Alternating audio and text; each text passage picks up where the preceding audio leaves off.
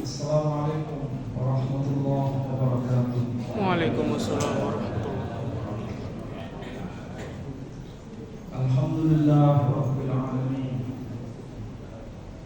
Alhamdulillahilladzi arsala rasulahu bil huda wa dinil haqq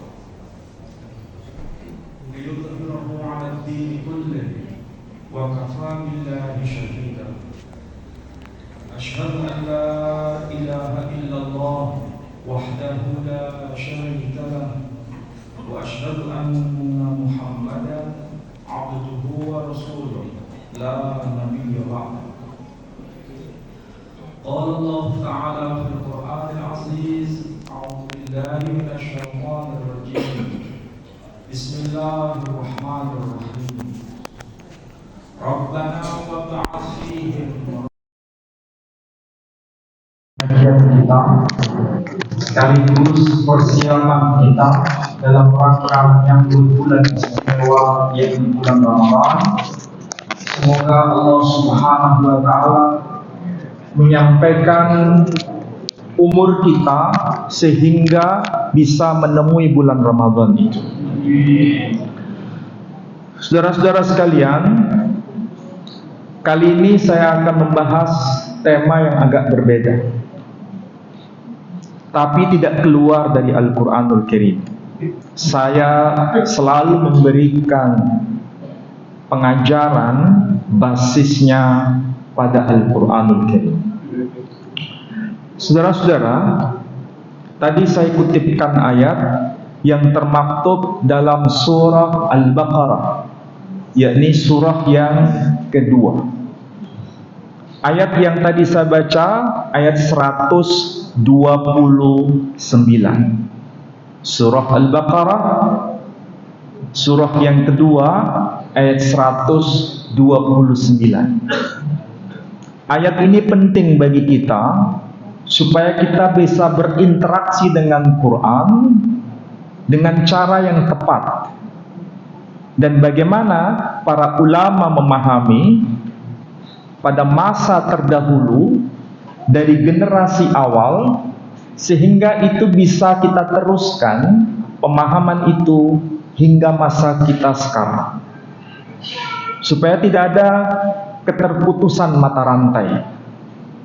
Karena tidak mungkin kita beragama ini tiba-tiba, atau dalam bahasa kita mak pedunduk, tetapi mesti ada mata rantai dengan generasi sebelumnya. Dan itu kita harus kita pahami bagaimana mereka memahami Al-Quran itu sendiri. Saudara-saudara sekalian, kalau kita membaca ayat 129 ini penting. Kenapa? Karena di situ ada beberapa kata kunci. Kalau kita runut mulai dari awal, Bismillahirrahmanirrahim. Rabbana wa ba'ath fihim rasulam minhum yatlu alaihim ayatika. Wahai ya Rabb, ya Tuhan kami, utuslah di kalangan mereka seorang rasul. Jadi disebutkan seorang rasul yang berasal dari kalangan mereka sendiri. Dan tugas sang rasul itu disebutkan yatslu alaihim ayatika, yang akan mentilawahkan. Jadi yatlu sama dengan tilawah. Kalau tilawah itu artinya apa? Menulis atau membaca? Membaca. Yatlu alaihim ayatika, yang akan membacakan kepada mereka ayat-ayatmu. Wa yu'allimuhumul kitab, dan mengajarkan kepada mereka Alkitab. Alkitab di sini yang dimaksud, semua para ulama tidak ada perselisihan pendapat bahwa yang dimaksud Alkitab itu adalah ai bimakna Al-Quranul Karim. Mulai dari generasi salaf terdahulu, kemudian diikuti oleh generasi berikutnya, yakni generasi khalaf, sampai generasi para ulama kita masa kini, mata rantainya jelas. Pemahamannya tunggal, tidak beragam. Pemahamannya satu, bahwa yang dimaksud Alkitab meskipun tidak disebutkan namanya, tetapi yang dimaksud adalah Al-Qur'anul Karim. Pertanyaannya, bagaimana cara sang Rasul sallallahu alaihi wasallam yatlu alaihim ayatika, membacakan ayat-ayat Tuhan kepada mereka? Membacakan kepada mereka, ini penting, harus kita pahami. Kalau arti harfiah sederhana, membacakan ayat-ayat Tuhan itu apa maksudnya? Bagaimana cara Nabi membacakan ayat-ayat Tuhan kepada generasi awal itu, generasi para sahabat? Bukankah ayat-ayat Quran itu yang sedang kita hadapi sekarang? Betul atau tidak? Betul. Tapi bagaimana cara Rasul membacakan kepada mereka? Ini menjadi pertanyaan besar. Tetapi kita pasti paham itu. Cuma karena belum saya jelaskan, masih blank. Bagaimana cara Rasul membacakan? Pasti membacakan itu sesuai dengan masa ketika Quran itu diturunkan. Ketika Nabi menerima wahyu dari Allah Tabaraka wa Ta'ala dan dibacakan kepada para sahabat, dan para sahabat mendengar langsung, baru kemudian dicatat. Lagi-lagi pertanyaan itu muncul, bagaimana yang didengar oleh para sahabat itu? Dan bagaimana cara Rasul sendiri menyampaikan ayat-ayat Tuhan, mentilawahkan itu? Kira-kira bagaimana? Bukankah kita diajarkan oleh para ulama kita bahwa Al-Quran itu disampaikan bukan dengan satu dialek, tapi disampaikan dalam qiraah sab'ah. Kalau begitu, ketika Al-Quran dibacakan oleh Nabi Sallallahu Alaihi Wasallam, pasti membacanya itu dengan lisannya, bukan dengan transfer melalui hati, nggak mungkin. Tapi dibacakan dan para sahabat mendengar. Pertanyaannya, ketika itu disampaikan dalam bentuk qiraah sab'ah itu, berarti ada semacam keragaman dialek yang disampaikan, lahjah. Kalau kita menyebutnya apa? Dialek. Karena kita tahu memang betul Al-Quranul Karim itu diwahyukan dalam bahasa Arab, bukan diwahyukan dalam bahasa Jawa, apalagi diwahyukan dalam bahasa Madura. Ini catatan ya. Al-Quran itu disampaikan dalam bahasa Arab. Tapi jangan dibayangkan bahasa Arabnya itu satu. Tapi bahasa Arab yang menjadi wadah Al-Quran itu dalam wujud keragaman. Dialek-dialek itu. Seingat saya pernah kasih contoh di sini, atau saya kadang-kadang lupa mau bicara di sini atau di sono, lupa saya. Dan orang-orangnya kadang-kadang ingat, ada yang nggak ingat. Ini di sini, di sono juga ada. Kita lihat ya, salah satu contoh. Kalau kita membaca surah Al-Baqarah, surah yang kedua, ayat 127, contohnya. Yang biasa kita baca itu Bismillahirrahmanirrahim. Wa idh yarfa'u Ibrahimul qawa'ida minal baiti wa Ismail Rabbana taqabbal minna innaka antas samiul alim. Itu yang kita baca. Tapi ada juga Nabi mengajarkan, dan itu sahih, namanya saja qiraah sab'ah. Boleh juga dibaca wa idh yarfa'u Ibrahimul qawa'ida minal baiti wa Ismail Rabbana taqabbal minna innaka antas samiul alim. muncul satu nama tapi disampaikan dalam dua dialek yang berbeda, yakni Ibrahim dan Ibroham. Pertanyaannya, kita lebih akrab yang mana? Ibrahim. Berani nggak memberi nama anak kita, cucu kita, cicit kita dengan nama Ibroham? Berani? Nggak berani, Ustaz. Kenapa nggak berani? Takut. Takut sama siapa? Nggak lazim. Nggak lazim menurut siapa? Padahal ini Al-Quran. Ini Al-Quran, bukan di luar Al-Quran. Makanya sejak awal tadi saya berkata, basicnya itu Quran. Tapi Quran ini unik. Ketika wahyu disampaikan oleh Rasul Sallallahu Alaihi Wasallam, disampaikan dalam konteks bahasa kaumnya. Dan bahasa kaumnya ini ada keragaman. Pelan-pelan ya, supaya nanti nggak salah paham, apalagi gagal paham. Jadi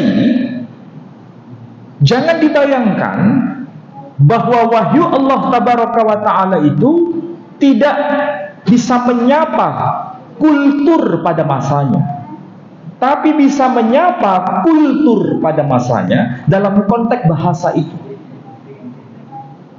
Makanya muncul pembacaan ayat nama Ibrahim, muncul nama Ibroham. Tadi imam kita, kalau kita cermati, baca apa? Surah Bismillahirrahmanirrahim. Wadduha wallaili idza saja. Ya kan? Itu yang kita baca. Tapi seandainya imam kita nanti suatu saat baca Bismillahirrahmanirrahim wadduha wallaili idza saja, kira-kira subhanallah gitu. Ya jangan, itu sudah benar. Sudah benar. Itu bukan, oh itu orang Malaysia kok yang aneh. Bukan. Ini Nabi mengajarkan, karena Nabi tahu ummah bangsa Arab waktu itu bukan satu dialek, tapi banyak dialek. Yang direkomendasi boleh baca begini, boleh baca begitu.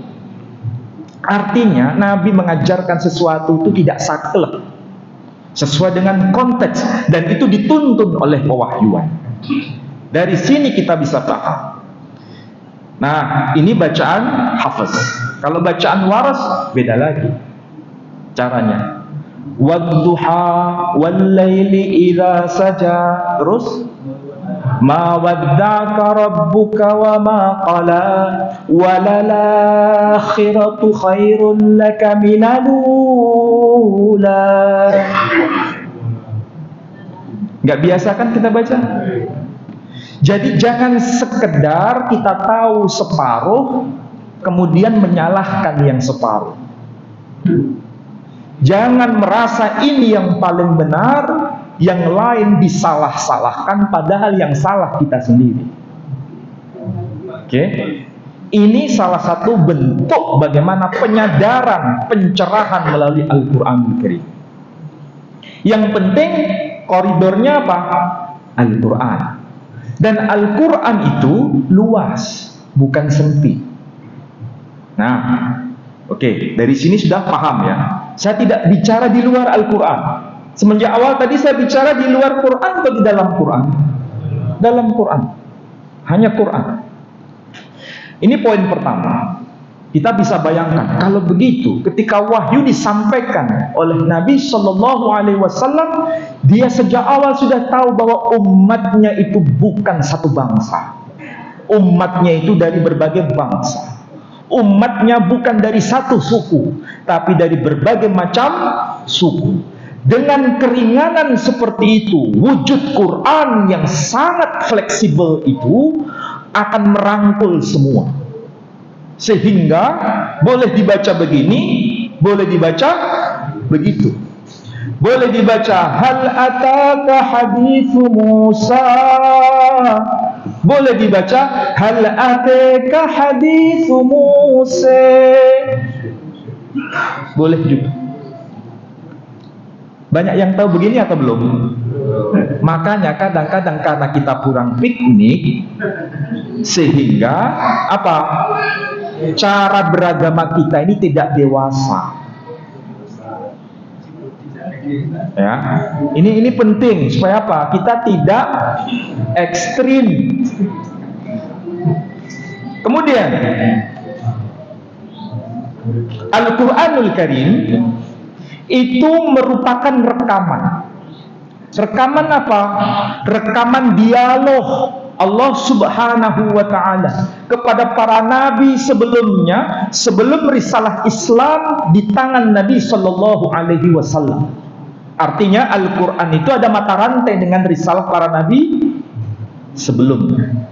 Pertanyaannya, apakah Allah Tabaraka wa ta'ala mewahyukan wahyu-wahyunya sebelum Al-Quran itu dalam bahasa kaumnya atau dalam bahasa Arab? Al-Quran sendiri menegaskan bilisani qaumih, dalam bahasa kaumnya. Bahkan Allah berkata, setiap ummah itu diutus seorang utusan, diutus seorang nabi. Dan para nabi, para utusan itu bicara dalam bahasa kaumnya. Walikulli qaumin had, setiap ummah diutus seorang penyeru. Dan di ayat yang lain disebutkan bilisani qaumi, dalam bahasa kaumnya. Berarti kita bisa bayangkan, kalau begitu, bagaimana dialog Allah Subhanahu wa ta'ala bersama Ibrahim ketika dia berkata kepada nabinya Ibrahim? Bagaimana ketika Allah bicara kepada Nabi Nuh? Bagaimana ketika Allah bicara kepada Nabi Musa? Bagaimana ketika Allah bicara kepada Nabi Isa? Al-Quran merekam data itu. Ya Isa, inni mutawaffika wa rafi'uka ilayya. Ini dialog Allah Subhanahu wa ta'ala kepada Nabi Isa. Pertanyaannya, tadi yang saya sampaikan, ya Isa, inni mutawaffika wa rafi'uka ilayya, itu bahasa Arab atau bukan? Bahasa Arab. Pertanyaannya, Nabi Isa itu orang Arab atau bukan orang Arab? Loh, kok tahu sampai? Kenalan di mana? Kalau Nabi Isa bukan orang Arab, berarti kenapa Al-Quran mengabadikan dialog itu dalam bahasa Arab? Bukankah Nabi Isa berkata, ya Bani Israel, inni Rasulullah ilaikum. Wahai Bani Israel, sesungguhnya aku adalah Rasul Allah kepada kalian. Itu bahasa Arab atau bukan? Bahasa Arab. Pertanyaannya, ketika Nabi Isa hidup di masanya, dia bicara dalam bahasa Arab atau dalam bahasa kaumnya? Kenapa muncul dalam bahasa Arab di dalam Quran? Ini membuat kita berpikir. Kemudian Allah juga berkata, ya Nuh, innahu laysa min ahlik. Wahai Nuh, dia bukan termasuk dari keluargamu yang diselamatkan. Pertanyaannya, Nuh apakah orang Arab atau bukan? Tapi dialog itu menyebutkan ya Nuh, innahu laysa min ahlik, bahasa Arab. Kalau begitu, Al-Quran yang salah atau kita yang memahami yang keliru? Kalau kita kemudian menyimpulkan sesuai dengan Al-Quran, diabadikan ucapan Allah kepada Nabi Nuh, dan itu dalam bahasa Arab, berarti Nabi Nuh itu orang Arab. Ketika Allah bicara kepada Nabi Isa dalam bahasa Arab, berarti Nabi Isa itu orang Arab. Ada yang berkata begitu, saya hanya menirukan saja. Ketika Allah bicara kepada Fir'aun, dan itu diabadikan dalam Al-Quran dalam bahasa Arab, berarti Fir'aun orang Arab. Ada yang berkata begitu. Kira-kira pemahaman itu salah atau benar? Dan pemahaman seperti itu masih ada. Saya tidak menafikan itu. Artinya, mulai dari syaitan bahasanya Arab, Adam bahasanya Arab, Nuh bahasanya Arab, bahkan Fir'aun pun bahasanya Arab. Ada yang punya pemahaman begitu. Jadi semua itu orang Arab, atau semua penutur bahasa Arab. Kira-kira pemahaman ini perlu diluruskan atau tidak? Perlu, sangat-sangat perlu. Kalau ini pertanyaan tidak bisa terjawab, mustahil. Pasti bisa terjawab. Dan Quran sendiri yang akan menjawab. Karena apa? Quran berkata, bilisani qaumi, dalam bahasa kaumnya. Bukan dalam satu bahasa itu, tapi dalam bahasa yang beragam. Artinya ada keragaman bahasa yang dipakai oleh para nabi sebelum Nabi Shallallahu Alaihi Wasallam. Oke, dari sini sudah mulai paham ya. Dan salah satu bukti yang paling penting, nama itu mencerminkan asalnya. Contoh, kalau dalam Al-Quran ada nama Musa, hurufnya mim, waw, sin, kemudian ada huruf ya, tapi nggak ada titiknya. Kalau orang kita menyebutnya alif bengkong. Alif bengkong, tahu alif bengkong? Huruf ya, tapi nggak ada titik. Itu dibaca Musa. Ya. Ada lagi dalam Al-Quran Isa. Apa itu? Ain, ya, sin, huruf ya, tapi nggak ada titik yang belakang. Nah, ini dibaca Isa. Semua para pakar bahasa Arab, mulai generasi terdahulu sampai generasi sekarang, kesimpulannya satu, bahwa itu ciri bukan bahasa Arab tapi diarabkan. Yes. Jelas? Berarti Musa dan Isa asli Arab atau bukan Arab? Bukan Arab. Dari nama itu kelihatan. Jelas itu.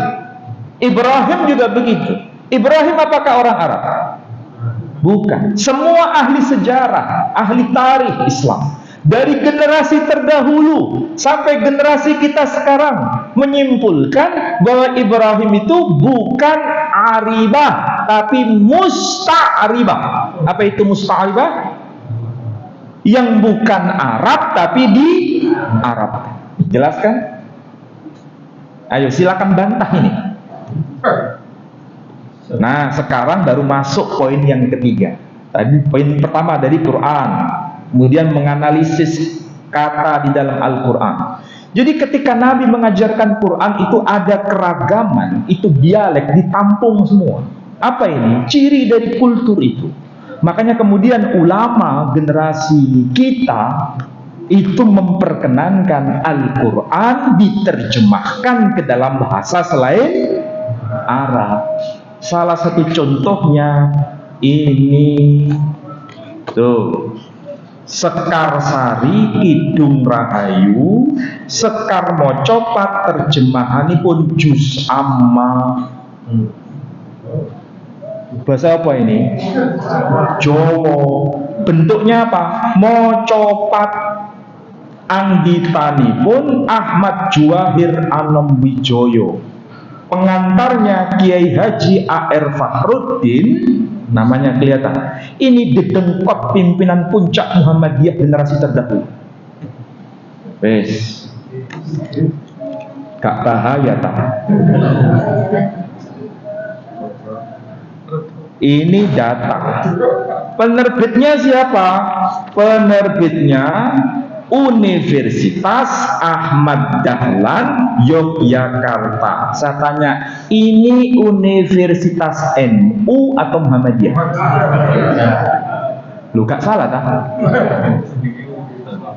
Namanya saja Universitas Ahmad Dahlan Yogyakarta. Kok bisa begini ini ada? Ini gak salah. Hah? Tapi kalau dikatakan salah, nah yang memberi kata pengantar Kiai Haji Fakhruddin. Wes, data ini. Saya kalau memberikan pengajian basisnya data. Oke. Terbit tahun berapa? Terbit tahun cetakan pertama Desember 1992. Cetakan kedua Maret 2003. Saya ambil contoh, namanya mau copat ya ada pucung, ada durmo, ya kan, dan macam-macam, pangkur dan lain-lain. Kalau saya beri contoh misalnya ya, panjenengane Allah kang sawiji maha tunggal tegesipun kan mandireng priyangga ya Allah kang tansah den suwun. Nah, kalau begini, ini gak bahaya tak? Hah? Ini gak bahaya tak? Ini bahasa Jawanya. Kalau bahasa Indonesianya, panjenengane Allah kang sawiji. Ini kalau diarabkan, qul huwallahu ahad. Loh, kenapa begitu? Kalau dialog para nabi dengan Allah tabaraka wa ta'ala, Nabi Musa, Nabi Isa, dalam bahasa mereka masing-masing, kemudian Allah terjemahkan ke dalam bahasa Arab supaya Nabi Muhammad sallallahu alaihi wasallam paham, maka ketika Quran diturunkan dalam bahasa Arab, wajib diterjemahkan dalam bahasa kita.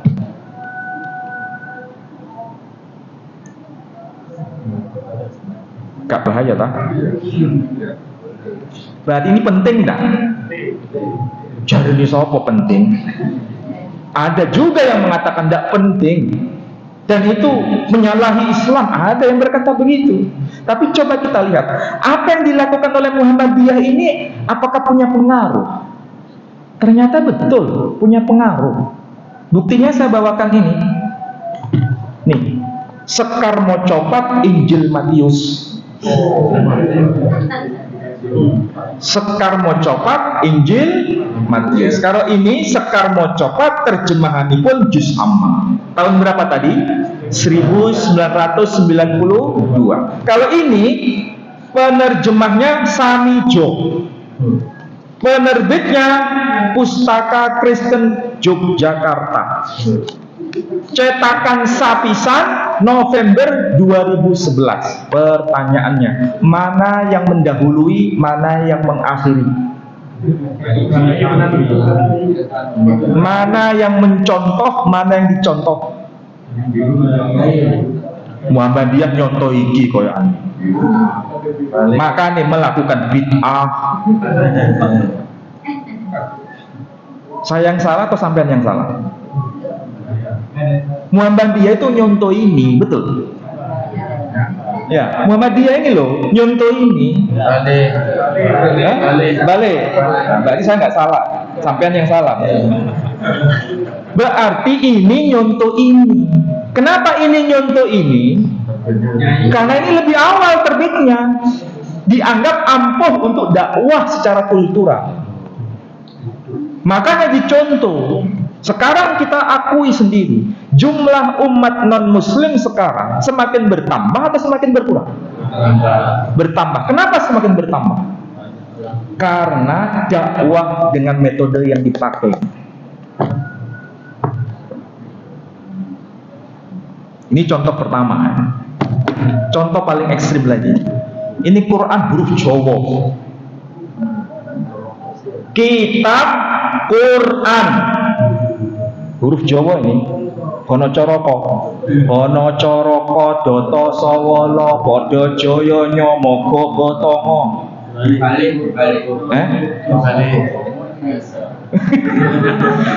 Jadi ini kitab Quran. Semuanya huruf Jawa. Loh. Ini 30 juz nih. Terbit tahun berapa? Saya gini-gini tuh saya simpan. Supaya apa? Jadi dokumen. Supaya ngomong itu punya dasar. Ini terbit tahun berapa angkanya? Berapa ini? 1858. 1858. Sampai wis lahir tak? Belum kan? 1858. Hal kayak begini menerjemahkan Quran dalam konteks lokal ternyata ditiru juga. Nih, bisa baca? Nih, huruf Jawa semua kan? Tapi kalau dibaca, lihat nih. Injil Yohanes. Kalau ini Quran tadi kan? Ini Injil Yohanes. Penerbitnya mana? Lembaga Alkitab Indonesia, Jakarta 2002. Mana yang lebih dulu? Hah? Quran nyuntuh ini. Quran ini nyuntuh ini. Hah? Oh salah. Salah ya? Berarti ini nyuntuh ini. Sadar sampai. Baru sadar sekarang. Berarti dakwah kultural itu penting atau enggak? Penting. Makanya kita ini jangan terlalu terlalu ekstrim gitu loh. Tahu ekstrim? Nabi saja nggak ekstrim. Dalam arti begini, Nabi saja mengajarkan Quran itu dalam berbagai dialek. Karena Nabi sadar dan Allah Tabaraka wa Ta'ala tahu bahwa umatnya itu tidak mungkin diseragamkan. Ada keragaman tapi bisa toleransi dalam konteks syariah. Al-Quran sendiri boleh kan baca hal ataka haditsu Musa. Hal ataka haditsu Musa. Boleh. Artinya apa? Bahasa Arab saja kayak begitu, itu menjadi bukti boleh ditransformasikan dalam keragaman dialek. Kalau keragaman dialek saja boleh, apa tidak boleh dalam keragaman bahasa? Sangat-sangat boleh. Sangat boleh. Ini data. Ini kira-kira harganya berapa? Pak. Ini lebih berharga dari buku-buku saya yang modern, itu lebih berharga. Lebih baik saya kehilangan buku-buku modern saya, hilang, saya masih bisa beli lagi. Tapi kalau ini hilang, saya bisa mati. Betul. Ngenes maksudnya, ngenes. Kok bisa hilang? Ini harganya di atas 5 juta ya? Betul. Kenapa? Ini Quran, jenengan tahu, Quran terbit di Mesir pertama itu tahun berapa? Terbit dicetak ya dengan mesin Gutenberg di Mesir itu tahun 1924. Saya nggak punya dokumen itu, tapi ini dokumen Quran terbit tahun 1927.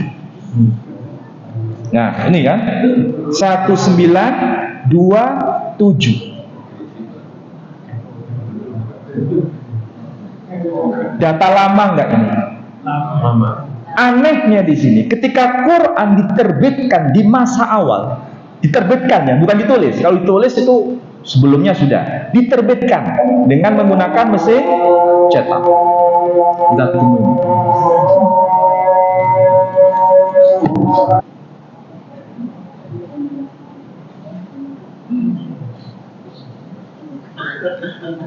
Baik, saya lanjutkan. Jadi Al-Quran dicetak di Mesir itu paling awal itu tahun 1924. tapi saya nggak punya dokumennya. Tapi saya punya dokumen yang mendekati tahun itu, yakni tahun 1927. Selisihnya berapa tahun? Cuma 3 tahun. Artinya kalau 3 tahun perubahan itu signifikan atau tidak? Enggak. Nah, ini bukan diterbitkan di Indonesia, ini juga bukan diterbitkan di Mesir, tapi ini diterbitkan di Turki. Makanya mahal kalau dirupiahkan sekitar itu. Dan ini bukan hanya teks Qur'annya bahasa Arab, tapi sekaligus ada terjemahannya bahasa Turki. Dan bahasa Turkinya bukan dengan huruf Latin, tapi dengan huruf Arab. Di sini huruf Arab tapi bahasa Turki. Kalau kita huruf Arab bahasa Jawa yang disebut huruf pegon. Kalau mereka menyebutnya bukan pegon tapi Usmanli. Artinya huruf Ottoman. Jadi huruf Ottoman. Hurufnya Arab tapi bahasanya Turki. Kalau kita huruf Arab bahasa Jawa. Kalau di Jawa Barat huruf Arab bahasanya Sunda. Kalau di Madura namanya Pegu. Huruf Arab bahasanya Madura. Kalau di Johor, kemudian di Kelantan, kemudian di Patani, itu hurufnya Arab, bahasanya Melayu. Artinya apa? Huruf Arab itu sebagai penanda peradaban Islam, meskipun dalam konteks bahasa yang berbeda. Nah, yang lebih membuat saya ngepet beli ini dulu. Kalau enggak, waduh, ini mau dibeli orang lain. Ada satu yang dibeli orang lain saya getun karena mepet, terlalu mepet. Ini selain ada terjemahan bahasa Turki, ada Qur'annya bahasa Arab, tapi nggak ada fathah kasrah dhammah. Itu yang membuat saya ingat beli ini. Ini nggak ada fathah kasrah dhammah. Bisa bayangkan ya? Bismillahirrahmanirrahim. Coba sini lihat. Ini saksi hidup kan? Ini ada fathah kasrah dhammah ada? Gundul. Nggak ada kan? Nggih. Nggak ada. Gundul. Iya. Nggak ada. Kok enggak dia dimakan honor ya? Oh, caranya. Jadi kalau jenengan punya yang gini lama, kalau nggak dimanfaatkan terus kayak no aku Saya pelihara karena saya punya impian. Saya sedang bikin museum di lantai 2 untuk bisa dikunjungi oleh semua. Quran yang aneh-aneh semua ada di atas. Mulai dari yang begini sampai Quran bahasa Inggris, Jerman, bahasa Rusia, bahasa Ibrani, bahasa ini semua ada. Mau bahasa Madura ada bahasa Madura. Jadi kalau orang sudah lihat itu merasa bangga, Quran tuh kayak begini, bangga dengan Qurannya. Jadi Jawa akrab dengan Quran, jadi Madura akrab dengan Quran, jadi orang Inggris akrab dengan Quran, jadi orang Cina akrab dengan Quran. Makanya kalau orang Cina datang ke rumah saya itu nggak mau pulang. Kenapa? Karena di situ ada Quran huruf Mandarin, ada Bible huruf Mandarin, ada kitab Bhagavad Gita huruf Mandarin, dan ada juga kitab Tao Te Ching huruf Mandarin. Jadi merasa happy. Tapi khususnya mengenai Al-Quran ini kekayaan kekayaan kita jangan sampai hilang. Ini dalam konteks bahasa Quran, terjemahan Quran begini, ini harus dilestarikan. Jadi kalau nanti bulan puasa sampean membaca Al-Quran dengan huruf Arabnya, dengan tartil, itu oke, bagus. Tapi kalau tujuannya hanya sekedar mencari pahala, itu baru koma, belum titik. Supaya bisa sempurna, pelajari maknanya. Nah, mempelajari maknanya itu bagaimana? Cara yang paling gampang, mempelajari bahasa terjemahannya. Dan yang lebih gampang lagi apa? Dengan bahasa kaumnya. Kita orang apa? Orang Cina, apakah terjemahan Cina sekaligus melancarkan bahasa Cinanya? Orang Jawa, pelajari dalam bahasa Jawa juga. Kan ada Quran terjemahan bahasa Jawa, ada tafsir dalam bahasa Jawa. Dan kalau perlu gurunya itu harus oke, menguasai bahasa Arabnya, menguasai bahasa daerahnya. Jangan semua diarabkan semua. Jangan semua tinggalkan kejawaannya. Beragama itu jangan ekstrim kanan, jangan ekstrim kiri. Kalau ekstrim kanan bahaya, ekstrim kiri juga bahaya, lebih bahaya. Kita ini di tengah, di WhatsApp. Nah, yang terakhir, ini tadi kita bicara Quran, kita bicara bahasa. Sekarang dari sisi yang kultur, yang lain, saya senang lihat di sini itu. Kenapa? Ada yang pakai batik, ada yang pakai sarung, ada yang pakai celana, ada yang pakai jubah. Ini keragaman. Keragaman ini berada dalam satu box, yakni syariah. Kalau pakai batik, sarung, oke, tidak menyalahi syariah. Pakai celana, oke, tidak menyalahi syariah. Pakai jubah, oke, tidak menyalahi syariah. Yang keliru adalah menyeragamkan semua pakai jubah, menyeragamkan semua pakai sarung, menyeragamkan semua harus pakai celana, yang lain dimarginalkan. Ini cara berpikir yang tidak cerdas. Pakai sarung boleh, pakai celana boleh, pakai jubah boleh, asal jangan pakai koteka. Kenapa koteka nggak bisa? Karena tidak menutup aurat. Bukan masalah yang lain, bukan karena kita tidak senang dengan budaya yang lain, tapi ini kurang bisa ditoleransi dengan syariah karena membuka aurat. Senyampang masih menutup aurat, silakan pakai apapun. Jangan diseragamkan.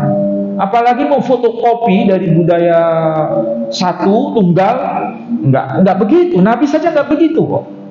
Kok kita lebih daripada Nabi? Saya senang ada yang pakai kopiah hitam begini.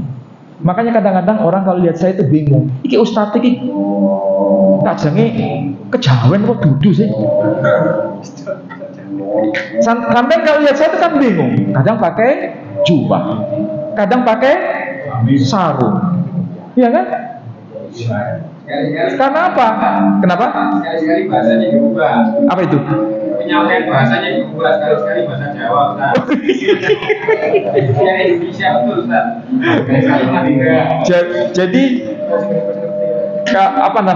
kita ini melihat Islam itu luas sekali. Makanya kalau jenengan itu pergi ke Eropa, bagaimana orang-orang Eropa itu mempelajari Islam, tapi tidak meninggalkan budaya yang sesuai dengan syariah ya. Kalau tidak sesuai dengan syariah dipinggirkan. Yang sesuai dengan syariah tetap harus diajarkan. Nah, di Jepang juga begitu. Jepang masih pakai huruf kanji. Makanya waktu saya di Jepang itu, saya dapat Quran. Saya tanya, di sini ada nggak nama Allah? Nggak ada. Loh, kenapa dihilangkan nama Allah? Karena kebiasaan orang Jepang itu membaca di semua tempat. Mau tempat yang bersih maupun tempat yang kotor dibaca. Nah, takutnya kalau Quran dibaca di tempat kotor, di situ ada nama Allah, maka diganti dengan nama umum dalam bahasa Jepang. Apa? Kami sama. Kalau bahasa kita ini Tuhan. Loh, kalau Tuhan kan netral, makanya pakai kata kami sama. Bukan nama Allah di situ, nggak muncul. Karena tahu orang Jepang tuh berdiri naik kereta itu nggak selfie, tapi sambil pegang buku begini. Kalau kita enggak begini, ngobrol kanan kiri selfie. Nah, ini bedanya emang, kulturnya beda. Maka dengan apa yang saya sampaikan ini, kita semakin bijak memahami cara dakwah Islami. Dan saya kira Muhammadiyah sangat peduli dengan ini. Dan ini salah satu buktinya. Dan akan terus diupayakan. Supaya apa? Supaya betul-betul Islam itu membumi, bukan mengawang, tapi membumi. Membumi. Betul-betul bisa kita praktekkan sampai ke akar-akarnya. Kalau enggak, kalau kita nggak pakai kopiah hitam ini lagi, dengan alasan macam-macam. Nanti kopiah hitam ini, dan sekarang sudah masuk ke dalam gereja. Sudah. Kalau kita nggak mau pakai sarung lagi, sarung sekarang sudah masuk ke dalam gereja. Jadi kalau semuanya dipakai oleh mereka karena kita nggak mau pakai, semua aset yang kita punya hilang atau tidak? Hilang. Kalau semua yang kita punya ini kita nggak peduli, akan diambil oleh orang lain. Diambil orang lain. Ini dalam persoalan agama, dalam persoalan bangsa saja begitu. Lihat saja antara Malaysia dengan Indonesia. Wayang diambil oleh mereka nggak maunya, mau diambil. Kalau kita nggak mau pakai wayang itu, ambil, jadi aset mereka. Tapi kita lebih dulu mau masukkan ke UNESCO bahwa ini milik kami. Akhirnya Malaysia nggak bisa klaim.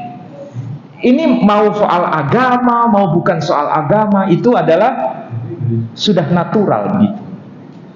Mudah-mudahan apa yang saya sampaikan ini bisa menjadi bahan renungan kita semua. Beragamalah secara bijak, pelajari Al-Quran dalam bahasa Arabnya, sekaligus pahami juga maknanya. Dan cara satu-satunya memahami makna Quran sesuai dengan bahasa yang kita pahami. Saya kira demikian. Ya, oh ya, kemudian mau tanya.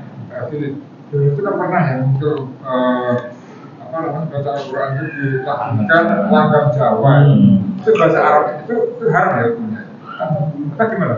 Ya, kalau dari aspek keagamaan, salah penempatan. Ya otomatis kan salah penempatan. Kalau membaca terjemahan Quran dengan langgam yang tadi saya baca, karena sudah pakemnya.